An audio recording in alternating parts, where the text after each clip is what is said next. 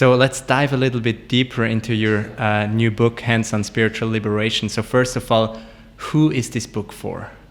Anybody who's plant-based will greatly benefit. Whether those people are vegetarian, I think this book will persuade them. It's like, oh, I need to go vegan.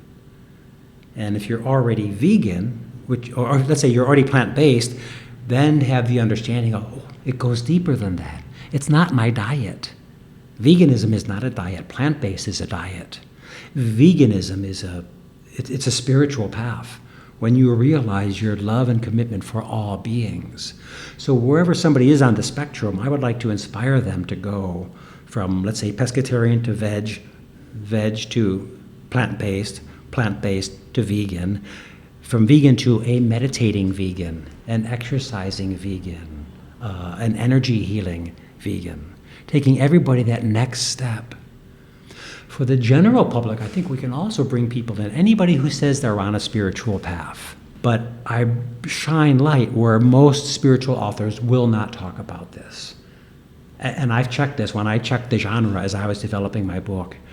And publisher after publisher, author after author, I'm reading, not a word about nutrition or violence or compassion. It's all about the mantras and chanting and believing and looking in the mirror and high fives and all kinds of stuff, except the main source of our energy, the things we eat. So I want to naturally bring these together. And you've probably seen me this when we've had courses together. It's all about how we think, meditation, how we eat, veganism, and then our exercise becomes part of that too. You know, how we live our lives. That's how we get healthy. That's why I've been talking to you the last couple of days about, what about this expression, this book saves lives.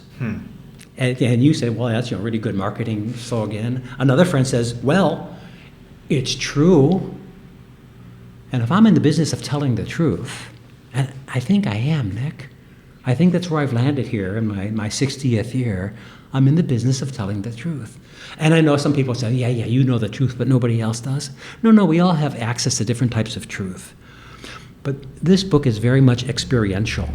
So I resist telling people what to think.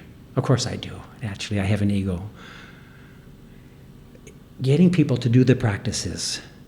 Practice the meditation, the Reiki, the exercise, changing plant-based 1, 2, 3 meals a day, and then taking that vegan pledge, if you like, a vow.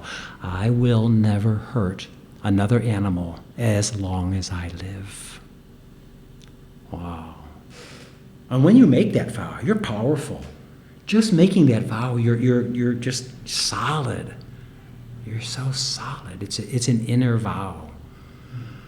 Very powerful.